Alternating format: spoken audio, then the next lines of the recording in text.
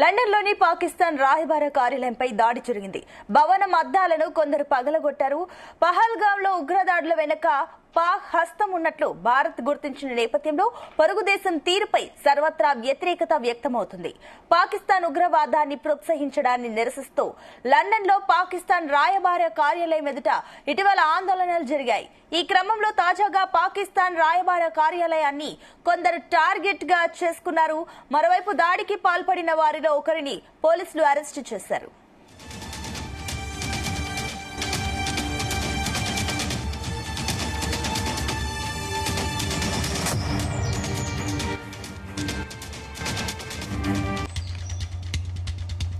మరోవైపు సిడిఎస్ తో కేంద్ర రక్షణ మంత్రి రాజ్నాథ్ సింగ్ భేటీ అయ్యారు. దాదాపు గంట నుంచి భేటీ కొనసాగుతున్నట్లు తెలుస్తోంది.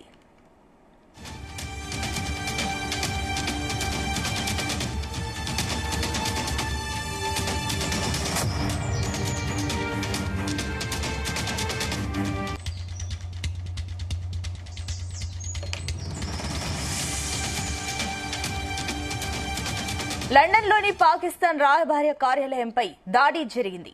భవనం అద్దాలను కొందరు పగలగొట్టారు. పహల్గాంలో ఉగ్రదాడుల వెనుక పాక్ హస్తం ఉన్నట్లు భారత్ గుర్తించిన నేపథ్యంలో పొరుగు దేశం తీరుపై సర్వత్రా వ్యతిరేకత వ్యక్తమవుతుంది. పాకిస్తాన్ ఉగ్రవాదాన్ని ప్రోత్సహించడాన్ని నిరసిస్తూ లండన్లో పాకిస్తాన్ రాయబార కార్యాలయం ఎదుట ఇటీవల ఆందోళనలు జరిగాయి. ఈ క్రమంలో తాజాగా పాకిస్తాన్ రాయబార కార్యాలయాన్ని కొందరు టార్గెట్ గా చేసుకున్నారు. మరోవైపు దాడికి పాల్పడిన వారిలో ఒకరిని పోలీసులు అరెస్టు చేశారు. ఇదే అంశానికి సంబంధించి మరిన్ని డీటెయిల్స్ మా కరెస్పాండెంట్ శ్రీచరణ్ అందిస్తారు. శ్రీచరణ్, అటు దాడికి పాల్పడిన వారిలో ఒకరిని పోలీసులు అరెస్టు చేసినట్లు తెలుస్తుంది. ఏంటి దీనికి సంబంధించిన details? Sunitha, Pakistan high commission London లో ఈ రోజు ఆఫీస్ కి సంబంధించి అద్దాలు ధ్వంసమయ్యాయి. విండోలన్నింటినీ కూడా రాళ్లు రువ్వి నిరసనకారులు రాళ్లు రువ్వారు. అయితే మనం ఇండియన్ డయాస్పోరా అంటే వరల్డ్ లో డిఫరెంట్ కంట్రీస్ లో, యూరోప్ లో కొన్ని కంట్రీస్ లో, అలాగే డచ్ ఏరియాలో వివిధ దేశాల్లో కూడా భారత దేశానికి చెందిన పౌరులు ఎవరైతే ఎన్ఆర్ఐస్ ఉన్నారో వాళ్ళందరూ కూడా ప్రొటెస్ట్ చేస్తున్నారు. 22వ తేదీన పహల్గామ ఉగ్ర దాడికి సంబంధించి ప్రపంచ వ్యాప్తంగా అన్ని దేశాల్లో కూడా పాకిస్తాన్ ఎంబసీల వద్ద వెళ్లి నిరసన తెలుపుతున్నారు. దానిలో భాగంగానే మనం కూడా చూసాము, నిన్న లండన్ లో మన air force commander Varthaman commandant ఆయన ఫోటో పెట్టుకొని ఒక ఎంబసీ అధికారి కూడా మెడ మీద కత్తి పెడతాను అన్నట్టు కూడా సంకేతాలు ఇచ్చారు. తాజాగా ఈ రోజు కూడా సేమ్ సిమిలర్ గా అలాంటి ప్రొటెస్ట్ అంటూ ఏం జరగలేదు లండన్ లో. కానీ ఆ పాకిస్తాన్ హై కమిషన్ ఆఫీస్ ఏదైతే ఉంటుందో ఎంబసీ ఆఫీసు, అదైతే దానిపైన అటాక్ జరిగింది. మొత్తం అద్దాలు పాక్షికంగా ధ్వంసమయ్యాయి. సో అయితే దీనికి ఎవరైతే అటాక్ చేశారో ఒకరిని అరెస్ట్ చేసి అదుపులో తీసుకున్నారు స్థానిక లండన్ పోలీసులు. సో ప్రపంచవ్యాప్తంగా ఈ నిరసనలు అనేటివి ఏదైతే పహల్గామ ఉగ్రవాద దాడికి సంబంధించివి మన దేశంలోనే కాదు యావత్తు ప్రపంచం అంతా కూడా పాకిస్తాన్ కి అగేనెస్ట్ గా నిలుస్తున్నాయి. ముందుగా అనుకున్నట్టు వివిధ దేశాల్లో కూడా మన భారతీయులు ప్రొటెస్ట్ చేస్తున్నారు. కెనడాలో కూడా చేశారు, పలు దేశాల్లో చేశారు. దీంతో పాటు ప్రత్యేకంగా లండన్ లో అయితే గడిచిన 3 రోజులుగా కూడా ఈ ప్రొటెస్ట్ అనేది కొనసాగుతూ వస్తోంది. సో లండన్ లో ఒక గ్రేట్ బ్రిటన్ కు ఒక ప్రత్యేకత ఏంటంటే, ఎవరైనా సరే ఏ దేశస్తుడైనా సరే తమ దేశాల్లో ఒకవేళ పొరపాటున నేరం చేస్తే లండన్ సిటీలో ఆశ్రయం ఇస్తూ ఉంటారు. సో సిమిలర్ గా పాకిస్తాన్ కూడా లండన్ లో ఒక గ్రేట్ బ్రిటన్ ఒక అపవాద కూడా మూట కట్టుకుంటుంది. ఏంటంటే తరచుగా ఇల్లీగల్ ఇమిగ్రెంట్స్ ని అంటే పాకిస్తానీల్ని గ్రేట్ బ్రిటన్ ఎక్కువగా ఎంకరేజ్ చేస్తుంది అనేది కూడా మరో వాదన ఉంది. దీనికి కూడా ఒక చక్కటి ఉదాహరణ కూడా వికీలీక్స్ జ్యూలియన్ అసాంజ్ ఎవరైతే ఉన్నారో ఆ వికీలీక్స్ వ్యవస్థాపకుడు తన పైన పలు దేశాల్లో కేసులు నమోదైనప్పుడు కూడా ఒక ఎంబసీలో, ఒక దేశ ఎంబసీలో చాలా కాలం పాటు ఉన్నాడు. ఎప్పుడైతే ఎంబసీ నుంచి బయటికి వచ్చాడో అప్పుడు ఆయన అరెస్ట్ చేశారు. సో సిమిలర్ గా ఈ లండన్ సిటీలో కూడా ఇలాంటి ఒక ఎవరైనా స్వేచ్ఛగా రోడ్ల పైన వచ్చు, ప్రొటెస్ట్ చేయొచ్చు, అలాగే తమ నిరసనలు కూడా వ్యక్తం చేయొచ్చు. సో దానిలో భాగంగానే మన ఇండియన్స్ కూడా గడిచిన 3 days గా పాకిస్తాన్ హై కమిషన్ ముందు ఏదైతే ఆఫీస్ ఉందో లండన్ ఎంబసీలో అక్కడ ప్రొటెస్ట్ చేస్తున్నారు. కానీ ఈ రోజు దానికి సంబంధించిన అద్దాలన్నీ మనం విజువల్ లో చూస్తున్నాము. ఆ గ్లాస్ కి క్రాక్ రావడము, కొన్ని అద్దాలు విరిగిపోవడంతో స్థానికంగా పోలీసులు ఒకరిని అదుపులో అయితే తీసుకున్నారు. అది భారతీయులు అయితే ఖచ్చితంగా కాదనేది ఇప్పటికీ తెలుస్తున్నది, స్పష్టమవుతుంది. కానీ దీని వెనకాల ఎవరున్నారో అనేది దీనిపైన ఇప్పటికే లండన్ పోలీసులు అనేది దర్యాప్తు అయితే ప్రారంభించారు. సునీత, అయితే శ్రీచరణ్, మరోపక్క సిడిఎస్ తో అటు కేంద్ర రక్షణ మంత్రి రాజ్నాథ్ సింగ్ భేటీ అయ్యారు కాబట్టి ఏంటి ఈ భేటీలో ఎలాంటి విషయాలు చర్చించబోతున్నారు? ఈ భేటీని మనం ఏ రకంగా చూడాలి? డెఫినెట్ గా గడిచిన 2 రోజులుగా కూడా ఢిల్లీలో చాలా అత్యంత కాన్ఫరెన్షియల్ సమావేశాలు కూడా జరుగుతున్నాయి. బయటికి అంటే ఎవరికి కూడా తెలియకుండా చాలా కీలక సమావేశాలు జరుగుతున్నాయి. మొన్న అర్ధరాత్రి కూడా దాదాపు 2 గంటల పాటు national security adviser Ajit Doval కూడా భేటీ అయ్యారు రక్షణ మంత్రిని, అలాగే ప్రధానమంత్రిని అనేది కూడా ఒకటి ప్రచారంలో ఉంది. అయితే తాజాగా ఈ రోజు CDS chief of defence staff Anil Chauhan కూడా దాదాపు 40 నిమిషాల పాటు రక్షణ శాఖ మంత్రి రాజ్నాథ్ సింగ్ తో భేటీ అయ్యారు. సో దీనిపైన అంటే నెక్స్ట్ దాదాపు యుద్ధ వాతావరణం అయితే యుద్ధం తథ్యం అనే చందన కూడా ప్రస్తుతం బార్డర్ లో అయితే ఉంది. అటు పాకిస్తాన్ కూడా అందరికీ ఇటు ఇండియాతో పాటు అలాగే పాకిస్తాన్ కూడా తమ సోల్జర్లకి సెలవులు రద్దు చేసింది. సో ఇప్పటికే ఇండియాలో బార్డర్ లో కూడా మాసివ్ గా ట్రూప్స్ ని డిప్లాయ్ చేశారు. పాకిస్తాన్ కూడా యుద్ధ ట్యాంకుల్ని కూడా తరలిస్తుంది. సియాల్కోట్ అనే ప్రాంతంలో మనం విజువల్ కూడా చూసాము. యుద్ధ ట్యాంకర్లతో పాటు మందుగుడ్డ సామాగ్రిని కూడా తరలిస్తుంది. సో ఈ నేపథ్యంలో ఈ రోజు భేటీ మాత్రం సిడిఎస్ స్టాఫ్ డిఫెన్స్ మినిస్టర్ ని కలవడం కూడా చాలా ప్రాధాన్యత సంతరించుకుంది. ముందుగా కూడా మనం చర్చించుకున్నాము. ప్రస్తుతము భద్రతా దళాలు, జమ్మూ కాశ్మీర్ పోలీసులు ఈ మిలిటెంట్లు ఎవరైతే తలదాచుకుంటున్నారో వాళ్ళకి ఎవరు హెల్ప్ చేస్తున్నారో వాళ్ళపైనే ఫుల్ ఫ్లెడ్జ్ గా ఫోకస్ చేశారు. దీనిపైన ఇంకా 2-3 రోజుల పాటు కూడా ప్రత్యేకంగా ఫోకస్ చేసి వాళ్ళందరినీ సింపథైజర్స్ ని, మిలిటెంట్లను ఐడెంటిఫై చేసి వాళ్ళని ఎలిమినేట్ చేశాకే యుద్ధానికి వెళ్తారు, భారతదేశం యుద్ధానికి వెళ్తుంది అనేది కూడా మరోటి ప్రచారంలో ఉంది. కానీ ఏదేమైనప్పటికీ కొన్ని కాన్ఫిడెన్షియల్ మ్యాటర్స్ ఉంటాయి, డిఫెన్స్ రిలేటెడ్వి కానీ భద్రతా దళాలకు సంబంధించినవి. అవి ఎక్కడ కూడా అంటే బయటకి ఎవరు మాట్లాడకూడదు. ఇది ఎందుకంటే ఇది దేశ రక్షణకు సంబంధించింది కాబట్టి ఖచ్చితంగా యాజ్ ఏ రెస్పాన్సిబుల్ పర్సన్ గా, మీడియా మ్యాన్ గా మనం కూడా మాట్లాడకూడదు. కానీ ఖచ్చితంగా ఒక యాక్టివిటీ జీవిత కాలంలో పాకిస్తాన్ మరెన్నడూ కూడా భారతదేశం పైన ఇలాంటి ఉగ్రవాద చర్యలు కానీ, పిరికిపంద దాడులు చేయకుండా ఉండేటందుకు మోదీ ప్రభుత్వం, భారత ప్రభుత్వం ఒక గట్టి సమాధానము ఇటు టెర్రరిస్టులకి తో పాటు అలాగే పాకిస్తాన్ కి ఇవ్వబోతుంది అనే సంకేతాలు మాత్రం చాలా స్పష్టంగా కనిపిస్తున్నాయి. సునీత, అయితే శ్రీచరణ్, మరోపక్క అటు సిడిఎస్ తో భేటీ అంటే సర్జికల్ స్ట్రైక్ ఉండే ఛాన్సెస్ ఉన్నాయనుకోవచ్చా? అవన్నీ మనము ప్రిడిక్ట్ చేయలేము. అంటే స్ట్రాటజీస్ అనేటివి ఉంటాయి డిఫరెంట్ గా. సో ఓల్డ్ ఫెనామినా తిరిగా రెగ్యులర్ గా గతంలో చేసిన యాక్టివిటీస్ అనేది ఇప్పుడు కూడా చేయకపోవచ్చు. సో ఏదైనప్పటికీ అంటే ఇప్పటికీ మనం చాలా క్లియర్ గా ఇండికేషన్స్ కనిపిస్తున్నాయి. బార్డర్స్ లో మిలిటరీ అటు దళాలు ఇరు దేశాలకు సంబంధించిన ఆర్మీ జవాన్లందరూ కూడా పెద్ద ఎత్తున మోహరించారు. అలాగే యుద్ధ ట్యాంకులు కూడా తరలిస్తున్నారు. ఇది కన్జర్వేటివ్ వార్ పోతుందా లేకపోతే అనేది కూడా ఒక క్వశ్చన్ అయితే అరైజ్ చేస్తుంది. ప్రస్తుతానికి మన దేశంలోకి సంబంధించి ఎక్కడైతే పహల్గామ్ లో దాడి జరిగిందో ఆ దక్షిణ కాశ్మీర్ లోనే ఎక్కువగా మిలిటెంట్లు, రైస్ అనే డిస్టిక్ లోనే ఎక్కువగా మిలిటెంట్లు తలదాచుకుంటున్నారని, అక్కడే ఎక్కువ నెట్వర్క్ బిల్డ్ చేసి దాని త్రూవే జమ్మూ కాశ్మీర్ మొత్తం కూడా నెట్వర్క్ ఆపరేట్ చేస్తున్నారనేది కూడా భద్రతా దళాలు పసిగట్టారనేది కూడా ప్రచారంలో ఉంది. సో దీనిపైనే వర్కౌట్ చేస్తున్నారు. సో ఇది అయిపోయిన తర్వాతనే నెక్స్ట్ వార్ స్ట్రాటజీస్ అనేటివి ఎలా ఉంటాయి అనేది కూడా అది మనం బయటికి డిస్కస్ చేయలేము. సో ఈ నేపథ్యంలోనే ఎన్ఎస్జీ కూడా ఇటు అధికారులతో తరచుగా సమావేశం అవుతున్నారు. సో ఖచ్చితంగా ఒక బెఫిటింగ్ రిప్లై అనేది పాకిస్తాన్ కి, టెర్రరిస్ట్ కి అతి త్వరలో with in span of 2 or 3 days లో ఉంటుంది అనేది మాత్రము ప్రస్తుతం ఢిల్లీ సర్కిల్స్ లో ఒక హాట్ టాపిక్ అయితే ఒక చర్చ నడుస్తోంది.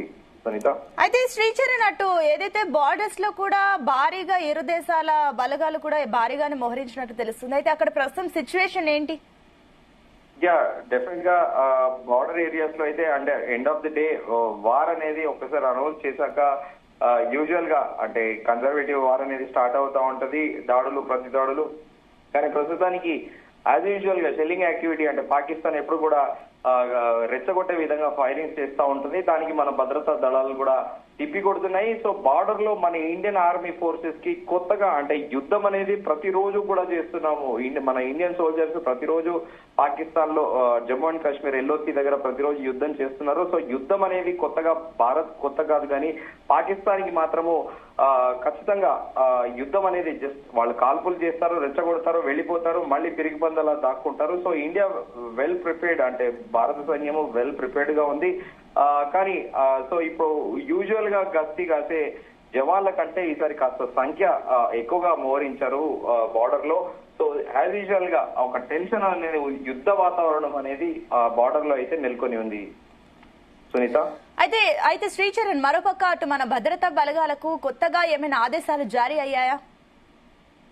ఇప్పుడు ప్రస్తుతానికైతే దీనికి సంబంధించి రక్షణ శాఖ ఎలాంటి ప్రకటన అయితే, అధికారిక ప్రకటన ఎలాంటి ప్రకటన చేయలేదు.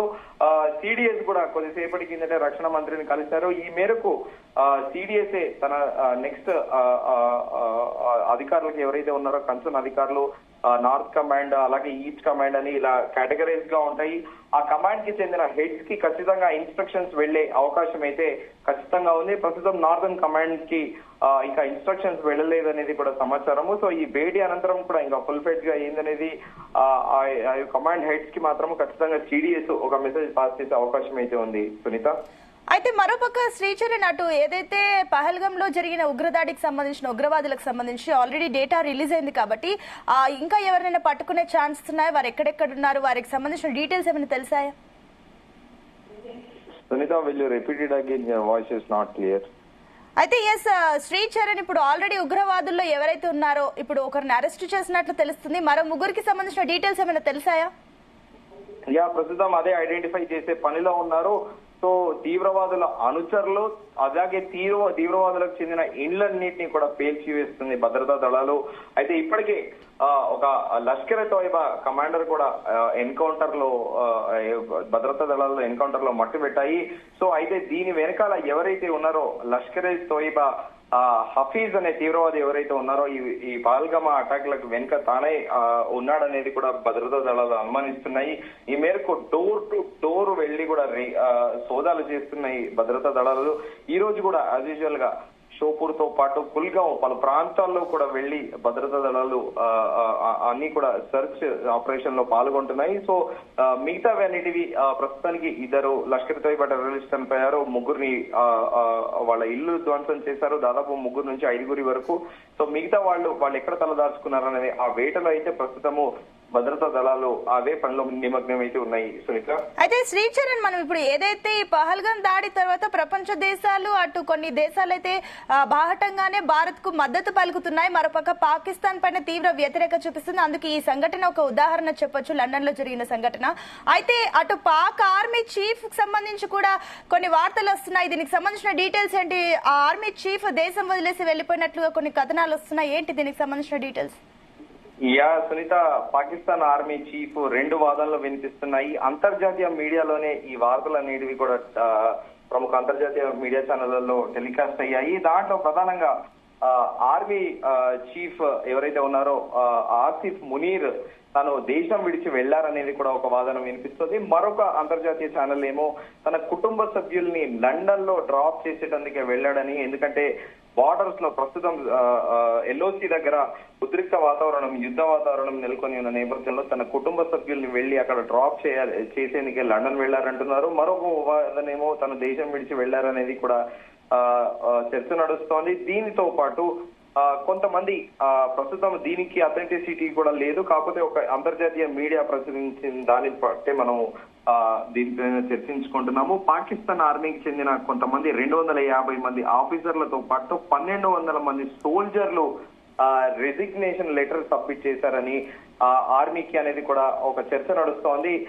Internal letter from lieutenant general Omar Ahmad Bokhari to general Asim Munir reveals moral collapse concerns అనేది కూడా చెబుతున్నారు. దాదాపు 1200 మంది సోల్జర్లు రెసిగ్నేషన్ ఇవ్వడం ఏంటి అనేది కూడా సర్వత్రా చర్చనీయాంశంగా మారింది. 250 మంది ఆఫీసర్లు కూడా రెసిగ్నేషన్ ఇచ్చారనేది చర్చ నడుస్తుంది. దీనికైతే అథెంటిసిటీ, అంటే అధికారికంగా పాకిస్తాన్ నుంచి ఎలాంటి ప్రకటన లేదు, కాకపోతే అంతర్జాతీయ సోర్స్ల ద్వారా సమాచారాన్ని బట్టి అయితే దాదాపు 1200 మంది ఇప్పుడు ప్రస్తుతం ఉన్న టెన్షన్ రీత్యా ఖచ్చితంగా, అంటే అప్పర్ హ్యాండ్ ఇండియాదే ఉంటుంది. ఫోర్సెస్ లో, ట్రయో ఫోర్సెస్ లో, నేవీ గానీ, ఎయిర్ ఫోర్స్ గానీ, అమ్యునేషన్స్ లో గానీ, దేంట్లో అయినా కూడా ఆర్మీ స్ట్రెంత్ లో అన్నిట్లలో కూడా ఇండియా అప్పర్ హ్యాండ్ ఉంది. గ్లోబల్ గా ఇండియా 4th ప్లేస్ లో ఉంటే పాకిస్తాన్ 12th ప్లేస్ లో ఉంది. సో వార్ అనేది వన్ సైడ్ ఇండియాకి, ఒకవేళ డెఫినెట్ గా ఇండియా ఖచ్చితంగా వార్కే వెళ్ళాలి అనుకుంటే ఇండియాకి 3 గంటల సమయం మాత్రమే పడుతుంది. కరాచీ గానీ, ఇస్లామాబాద్ గానీ వీటన్నిటిని కంట్రోల్ లో తీసుకోవడానికి ఇండియన్ సోల్జర్స్ కి గానీ, ఇండియా ట్రయల్ సర్వీసెస్ కి it's matter of just 3 hours అనేది కూడా అంతర్జాతీయ రక్షణ నిపుణులు కూడా చెబుతున్నారు. సో ఈ రోజు కూడా మనం ఇందాక అనుకున్నట్టు డోర్ టు డోర్ సర్చ్ అనేది కూడా ఇటు జమ్మూ కాశ్మీర్ పోలీస్ తో పాటు భద్రతా దళాలు కూడా సోదాలు అయితే నిర్వహిస్తున్నారు. సో ఓవరాల్ గా పాకిస్తాన్ లో అయితే యాజ్ యూజువల్ గా ఎప్పుడు కదా ఒక అన్సర్టినిటీ ఉంటుంది. ఈ ఓవర్ నైట్ ఎవరు ప్రైమ్ మినిస్టర్ మారుతారో, ఎవరు ఆర్మీ చీఫ్ మారుతారో అనేది కాకుండా ఇప్పుడు సరికొత్తగా ఆ బలూచిస్తాన్ ఆర్మీ, బలూచ్ ఆర్మీతో పాటు తీవ్ర సమస్యలు ఎదుర్కొంటున్న నేపథ్యంలో ఇప్పుడు భారత్ తోని దాదాపు యుద్ధం అనేది ఎప్పుడెప్పుడా అన్నట్టు కూడా ఉంది. దీని మేరకు పాకిస్తాన్ మంత్రులు మేకపోతు గాంభీర్యం ప్రదర్శిస్తున్నారు. 130 అణుబాంబులు ఉన్నాయని కూడా మేకపోతు గాంభీర్యాన్ని ప్రదర్శిస్తున్నారు. సో ఏదైనప్పటికీ ఇప్పుడు హై రిస్క్ ఎవరికంటే పాకిస్తాన్ కి అని కూడా అంతర్జాతీయ వేదిక కూడా పలువురు సోషల్ మీడియా వేదికగా కూడా కామెంట్స్ చేస్తున్న పరిస్థితి అయితే నెలకొని ఉంది. సునీత, అయితే శ్రీచరణ్ అటు చూస్తే జమ్మూ కాశ్మీర్ లో హై టెన్షన్ కనిపిస్తుంది. ఇండియన్ ఆర్మీ కూడా రంగంలో దిగి మీరు అన్నట్లుగా కూడా అక్కడ సర్చ్ ఆపరేషన్ జరుగుతుంది కాబట్టి అక్కడ ప్రజలకు కొత్తగా ఏమైనా మార్గదర్శకాలు జారీ చేశారా? లైక్ కర్ఫ్యూ కానివ్వండి, ప్రయాణ ఆంక్షలు కానివ్వండి, ఇలాంటివి ఏమైనా విధించారా? జమ్మూ కాశ్మీర్ లో యథావిధిగా ఆర్మీ చెక్ పోస్టులు అయితే ఎక్కడెక్కడైతే ఉంటాయో కొన్ని ఆంక్షలు అయితే పెట్టిన పరిస్థితి నెలకొని ఉంది. అది జమ్మూ కాశ్మీర్ ప్రజలకి ఈనాటి కాదు, దాదాపు ఎర్లియర్ 90s నుంచి కూడా జమ్మూ కాశ్మీర్ ప్రజలు అది దానికి అలవాటు పడ్డారు. కానీ ప్రీవియస్లీ ఏంటంటే ఆర్మీకి అనేది ఫ్రీ హ్యాండ్ అనేది ఉండకపోయేది. అక్కడ ఆ ప్రజల ముసుగులో కూడా అక్కడ టెర్రరిస్టులు, అలాగే టెర్రరిస్ట్ సింపథైజర్లు ఆర్మీ ఫోర్సెస్ పైన రాళ్లు రువ్వేవారు. మనం ఇదంతా చాలా టీవీస్ లో కూడా చూసాము, పేపర్లలో కూడా చూసాము. సో ఎప్పుడైతే అంటే ప్రభుత్వాలు మారాయి, ఇండియన్ స్ట్రాటజీ, ఆర్మీ స్ట్రాటజీ కూడా మారుతూ వస్తుంది. మన ఇండియన్స్ కూడా లేటెస్ట్ టెక్నాలజీని అడాప్ట్ చేసుకున్నారు. సో ఈ నేపథ్యంలో వరల్డ్ లోనే టాప్ 4 మిలిటరీలో ఇండియా ఉండడము. సో పాకిస్తాన్ అనేది చిన్న దేశము. సో ఆబ్వియస్లీ ఆ రెగ్యులర్ గా ఓల్డ్ ఫినామినాలో ఏవైతే పబ్లిక్ కన్సర్న్ రెస్ట్రిక్షన్స్ ఉంటాయో కొంత మేరగా ఇప్పుడు జమ్మూ కాశ్మీర్ లో అయితే ఆర్మీ కొంత మేరకు రెస్ట్రిక్షన్స్ పెట్టింది. మిగతా వాళ్ళు యథావిధిగా తమ రోజువారీ కార్యకలాపాలు, తమ బిజినెస్ లో అవైతే చేసుకుంటున్నారు. కానీ యుద్ధం వస్తే మాత్రము ఖచ్చితంగా మరింత ఆంక్షలు ఉండే అవకాశం అయితే ఖచ్చితంగా ఉంది.